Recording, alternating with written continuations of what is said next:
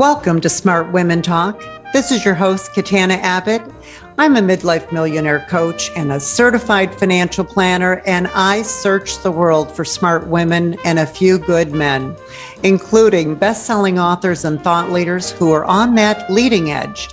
So join us for conversations on money, business, health, and inspiration, so you can live with more purpose, passion, and prosperity. Hi, everyone. This is Katana Abbott, and I want to welcome you to Smart Women Talk. Have you noticed how many young people are still living at home? There was a recent Credit Karma survey of 1,249 U.S. adults, and they found that 31% of the Gen Zs live at home with a parent or other family member.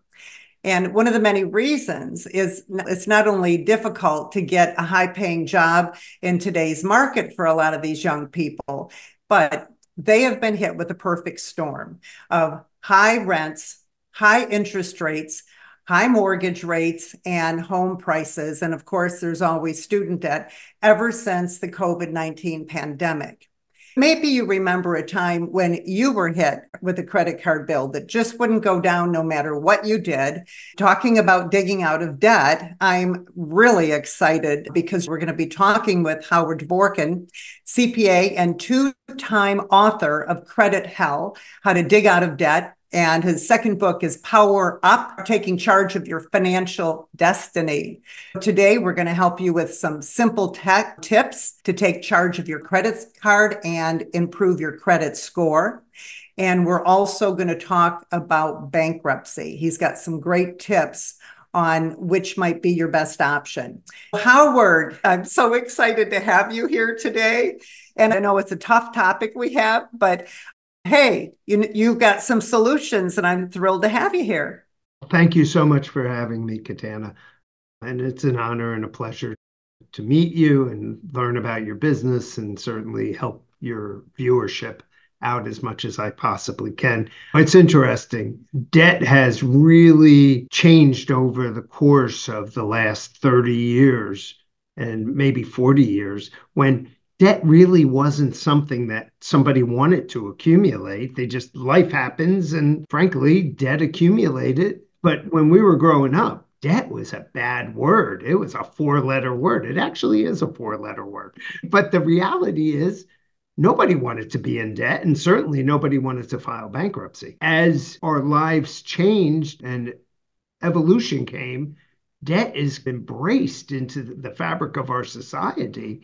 And lots of people that shouldn't be in debt are in debt because they're subsidizing a lifestyle that they can't afford. But we're told from influences, from media, from everything around us, you deserve to drive this fancy car. You deserve to have these fancy clothes because you earned it. Whether you have the ability to pay it for it or not is not the issue. You earned it. You deserve it.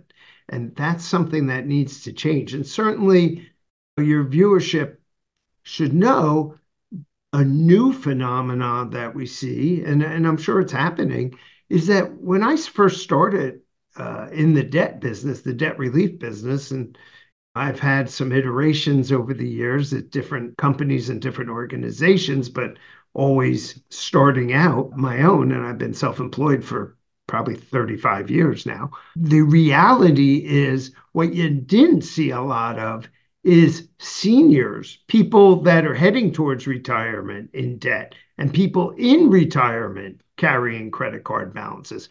We never saw that before, Katana. And the problem that you have is people are retiring now in debt, carrying balances, simply because they can't afford to pay their bills, so they're living off their credit cards. And they may have $10,000, $20,000, $30,000 in debt, and they're just kicking the can down the road rather than addressing it. The other side is we try to help our kids out, and we sacrifice on the back end and try to make our kids have a great life that we had, and maybe things are different. Maybe they don't work as much. Maybe they aren't as well employed or work as hard, or they have kids and they can't work.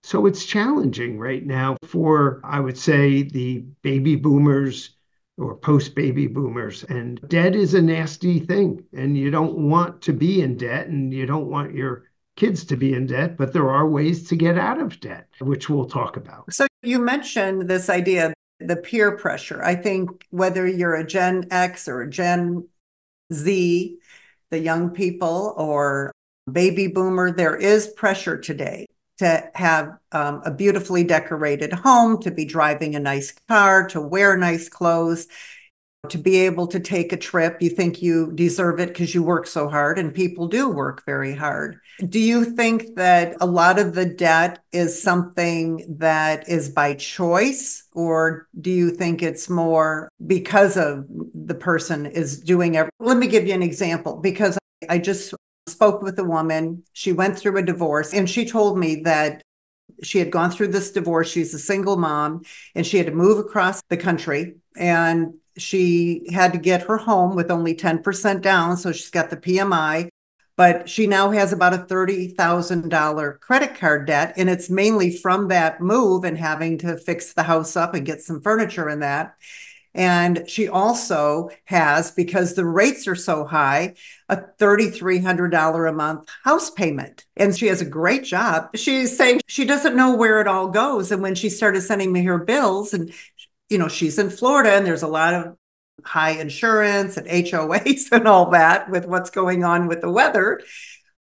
I looked at it and I said, wow, that's why when I found you, I was just so thrilled, because I'm not even sure how to help her. And so I'm hoping today you can help everyone listening, but also myself. And I know she's listening, to get some advice. What do you say to someone like this person that's doing everything they can?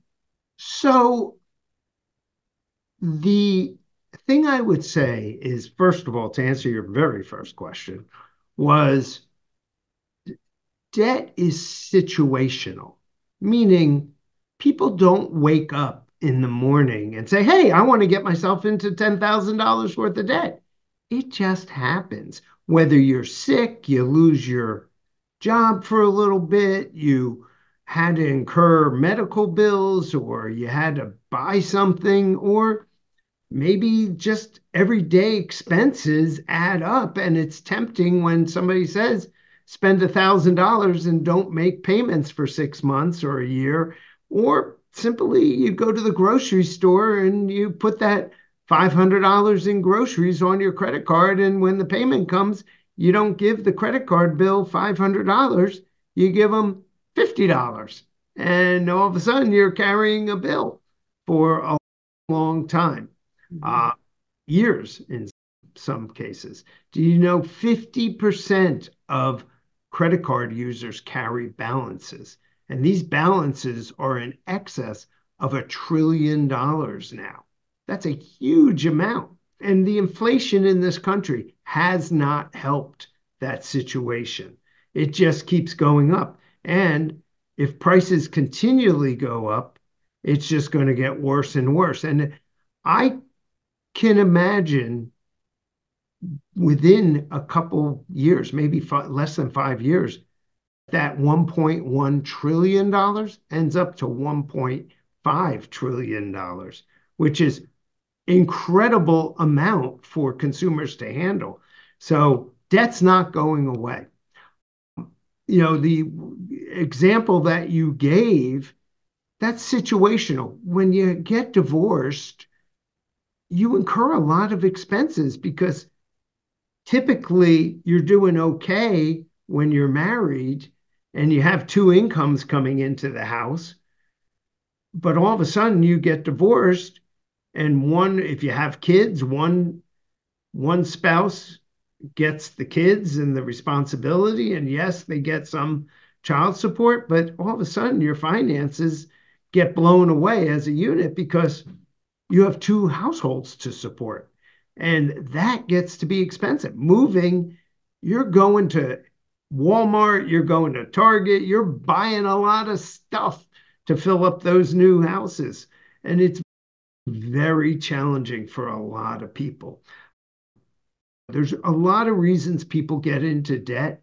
And the one thing I will say is, in order to get out of debt, You got to I had a friend that used to say, Howard, you got to get the truck out of the ditch before you can go forward. And he was right, meaning what he was saying was you got to back up and look at the situation and then plot a plan to go forward. And part of that is don't worry about the past. Why you're in debt doesn't really matter.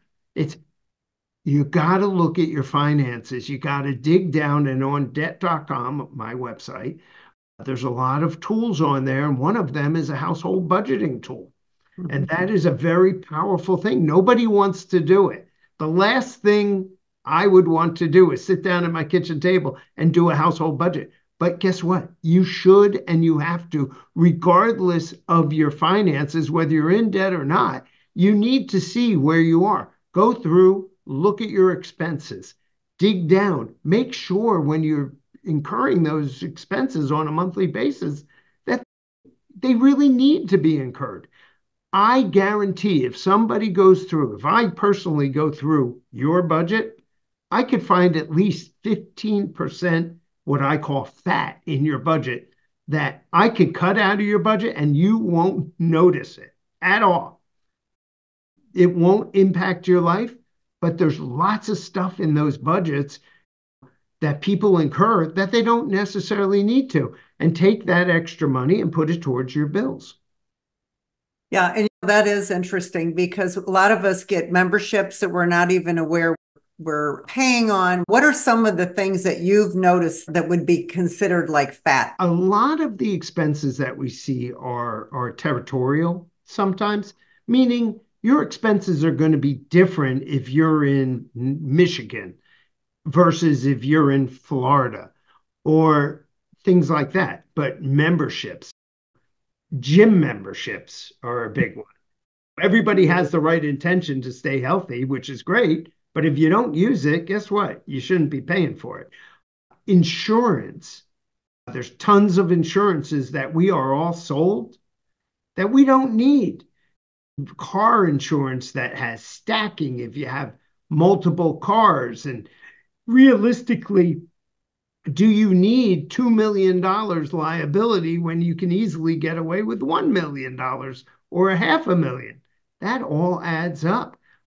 Ways to reduce your electric bill, ways to reduce your gas bills. Do you need to put premium gas in your car, or does it do fine just on regular gas? All these expenses add up category by category. You mentioned the mortgage insurance. Guess what? That's a total ripoff. If you could get away with that, you need to get rid of it. People are still paying 20 years later on for this, and they don't have to. You need to drill down and look at every single expense on your personal household budget and go through and say, does this make sense? Am I doing the right thing? Is there an easier way? Coffee, simple like that. My wife is addicted to Starbucks. She loves the place. And I sit there and scratch my head, and she made me buy her a really nice coffee maker that it sits there, still unused, but she likes going to Starbucks, and she's willing to pay $5 for a cup of coffee. Now, thank God we have the finances to cover that, but a lot of people don't. And it's a whole thing. So let's say someone now has this credit card bill, and let's say there's 3 credit cards, and I'm seeing rates like 29%. Oh, they're getting higher than that, kid. Oh, I saw one yesterday for 33. Okay. So first of all, I just want to ask you, how is that legal? And then if they're only paying the minimum, is the balance going to actually go up? Because not only are they not paying it down or keeping it even, can it actually be going up with that minimum payment with those kind of rates? And how do they dig out of a problem like that? Where do they start? What's your magic wand here? Listen, credit card bills are going up. The interest rates are going up. Private credit cards are in excess of 30%. Private credit cards are store credit cards, whether that store is Saks, Macy's, or Target, or all the rest. Those are done by a company called Symphony, and those companies charge a premium on those private credit cards. So those are bad to start with. They get, oh, buy today and get 10% off. Guess what? That 10% off, if you don't pay that bill off, adds up real quick. To be frank with you, there are limitations on what they can charge, but these are the banks, and the banks control the government. And you know what? A lot of these banks are either located in Delaware or South Dakota, and they can basically manipulate and export the rates that are legally allowable. So it is legal to charge those types of rates.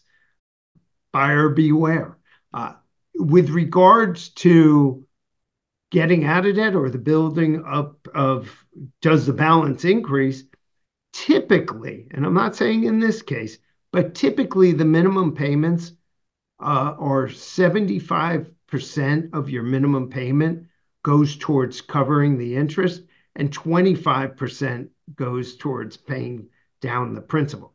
Now, if you go in excess of 30%, that ratio probably changes more like in the 80s, goes towards interest, and maybe 20% or less goes towards paying down principal. What that tells you is that let's just use a $10,000 charge on your credit cards at 25%. You may be in debt for 30 years paying that. So what you can't do is stop using your credit cards. If you have to use your credit cards, make darn sure that when the bill comes in, you can pay it off. And if you can't, don't buy it. Stop buying dumb stuff, and you will be happy. You will thank me. Typically at debt.com, we reverse that 75-25% ratio on its head. So what we do is try to structure our payments, and we're not lending money. We have national contracts with all the major banks, every major bank in the country, and frankly, the world, that we have negotiated rates with them.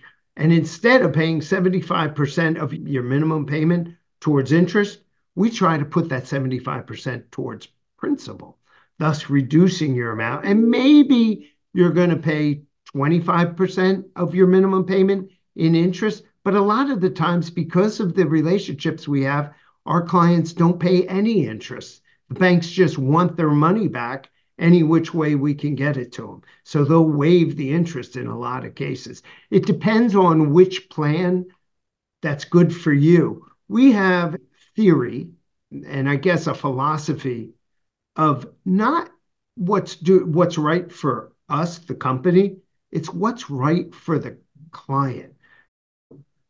And we've stuck by this for the last 31 years.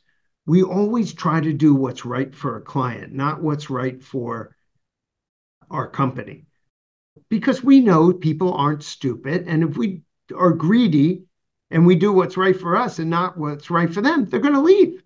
And most 20% of our business comes in. It's referral based of existing customers. But what we try to do is figure out what the client needs and do it. Meaning, do they need just advice and somebody to look at their finances and go through and say, okay, you don't need any of the services we offer. Do this and you'll be fine. Make these expense cuts in your budget. The other thing is go through and maybe they need what's called a debt management plan. And a debt management plan is where we contact your credit card companies or your creditors and say, hey, Katana came to us. She can't pay you the $1,000 a month she was paying. She could pay you $500 a month, and we want it interest-free or virtually interest-free. And they'll say yay or nay. Typically, they go along with us, and you'll make the payments to us, and then we'll disperse it out for you. And we have hundreds of thousands of people that we do this for on a national basis. And we've been doing this for a very long time. We've gotten people out of debt for probably in excess of 10 million people we've gotten out of debt. The third option that we offer is what's called a debt settlement plan. And this is for somebody who can't afford to make their payments. They can't afford that $500 payment. So they were supposed to be paying $1,000 a month. They can't pay the $1,000 a month. It doesn't work. So we offer them a 500 and the budget still doesn't allow them to pay. And maybe we are able to get the payment down to, let's say, 250 a month.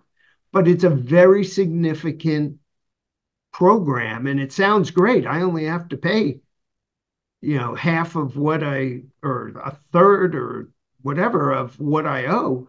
No, there's sacrifices. Your credit gets beat up on that thing, on that solution, and there could be some legal challenges. But the fact of the matter is, at debt.com, we're going to lay out all the options and figure out what's the best for this person.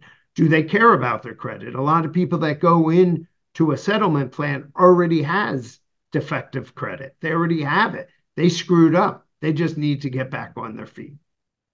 That sounds fantastic to have someone holding your hand and walking you through that. It's but they have to redo it every single month to make sure they stay on the budget.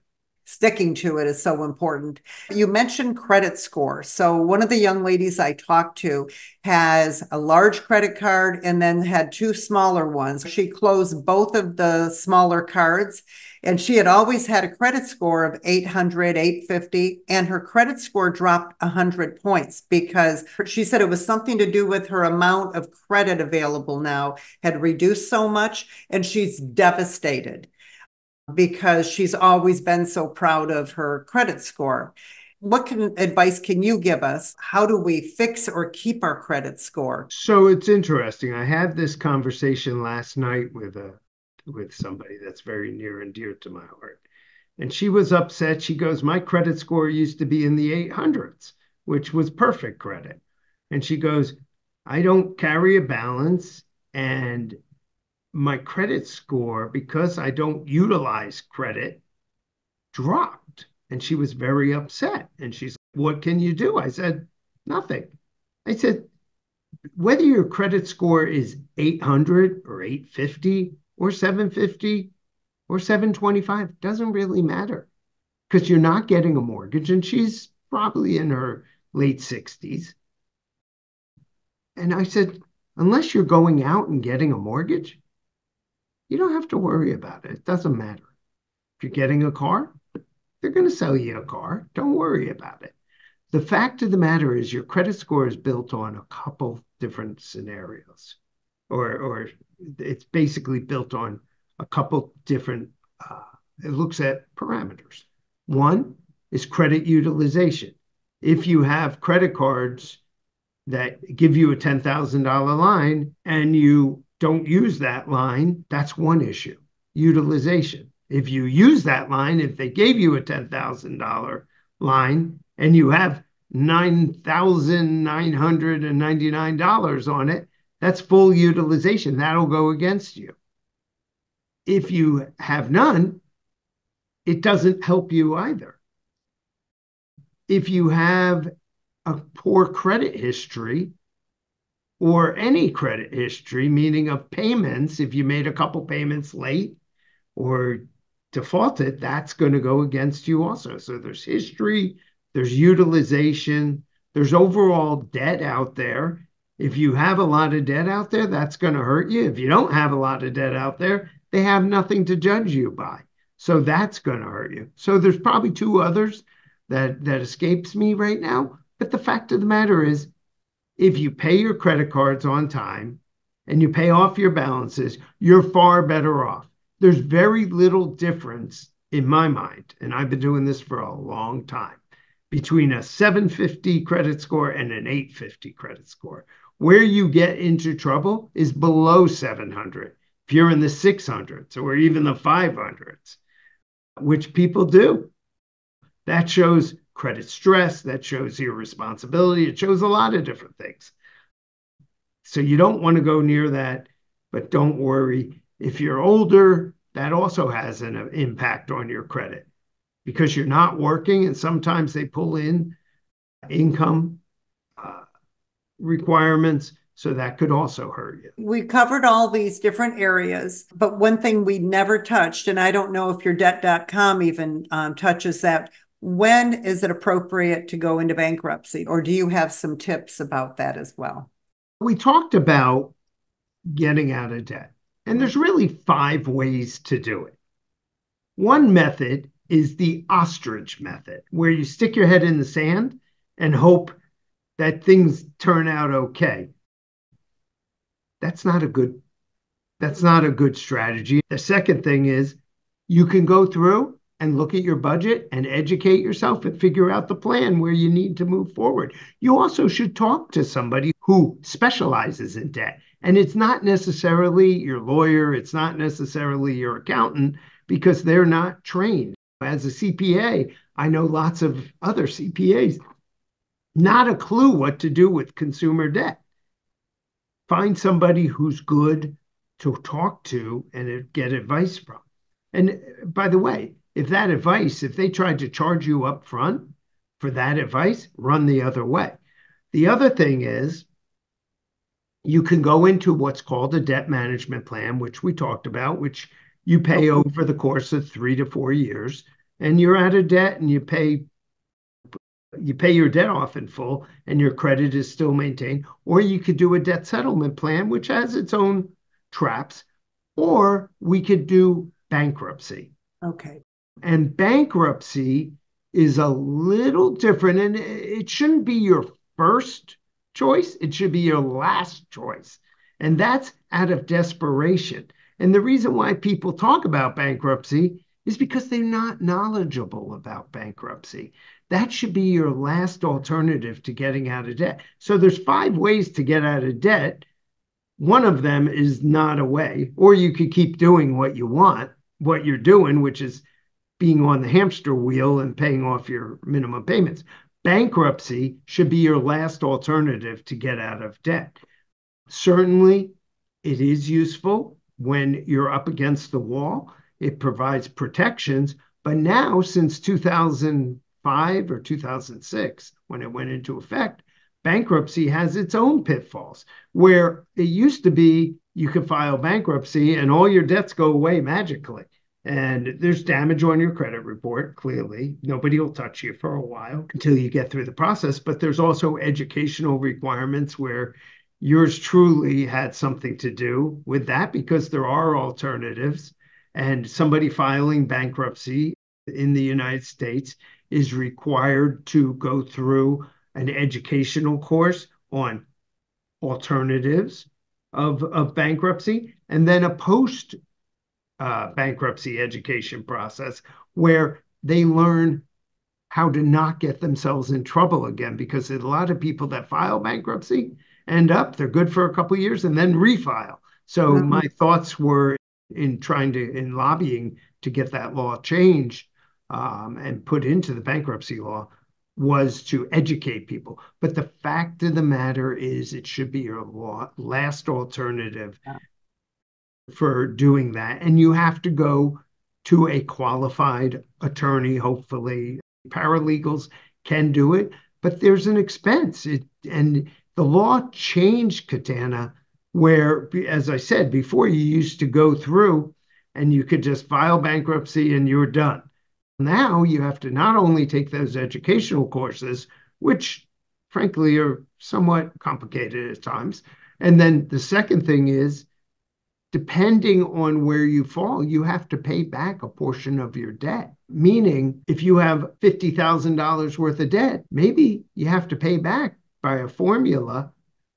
Maybe you have to pay back 10,000 of that debt over the course of the next 4 years to your creditors. So you don't get to walk away scot-free anymore. There is an expense. This has been a real education. I'm so thrilled you came here today, because I believe a lot of people either are facing this, our listeners are in midlife, but then we all are dealing with loved ones too. And this way we can advise them. So this is perfect. Katana, I got to tell you, first of all, it's a pleasure to talk to you and to meet you, and certainly to help your folks out. If they have an interest, go to debt.com.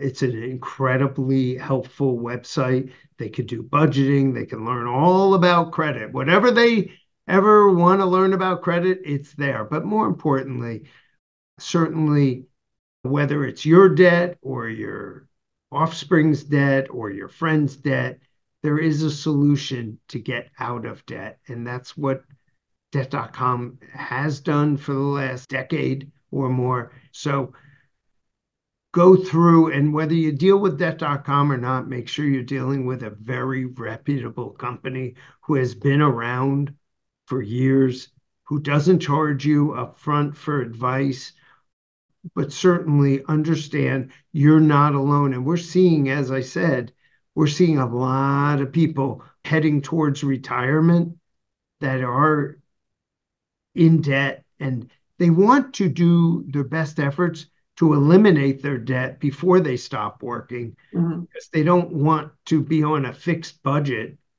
and still having to pay for their credit cards. This has been great. Howard Dvorkin, it's CPA, Debt.com. Fantastic having you here today. Thank you so much for the opportunity. Absolutely. Okay, everyone. I hope you enjoyed the show and you have some good tips that you can take along with you. If you love the show, share it with your friends. If you want to join the whole community, go to joinsmartwomen.com. And when you do, you'll know who our guests are. You'll get their articles. You'll have access to all the tools. And be sure to like the show and also to subscribe. And until our next show, go out and live with more purpose, passion, and prosperity. Smart Women Talk is brought to you by Smart Women's Empowerment, a 501c3 nonprofit project of United Charitable. Music by Bill Lucas from his album, When It Rains. Available on Apple Music and Spotify. Catch us wherever you listen to your favorite podcast, and be sure to join our free community at joinsmartwomen.com to access all our free Smart Women resources.